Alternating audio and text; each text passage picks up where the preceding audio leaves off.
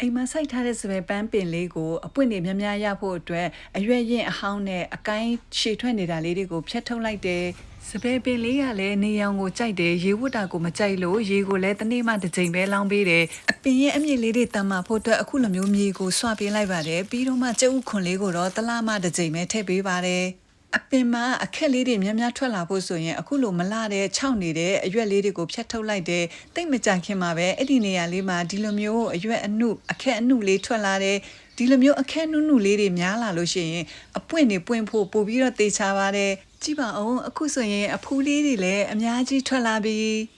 စပယ်ပန်းလေးပွင့်လာပြီချစ်စရာကောင်းလိုက်တာပန်းတွေလည်းအများကြီးပွင့်နေတယ်သူ့ရဲ့အနှံ့လေးကလေမွေ့မွေ့တင်းတင်းလေးအိမ်ထဲတီတောင်မွေးနေတာပန်းလေးတွေပွင့်လာတဲ့အချိန်မှာလည်းအရွက်ရင်လေးတွေကိုထပ်ပြီးတော့ဖြတ်ထုတ်ပေးမယ်ဆိုလို့ရှိရင်နောက်ထပ်အခက်တစ်လေးတွေထပ်ထွက်ပြီးတော့ပန်းလေးတွေထပ်ပွင့်စေပါတယ်စပယ်ပန်းပင်လေးကလေနေအောင်တိတ်မပြင်းတဲ့မနက်ပိုင်းကနေနေ့လယ်အထိနေအောင်ကောင်းကောင်းရမယ်ဆိုရင်အပင်လေးကပို့ပြီးတော့လှစေတယ်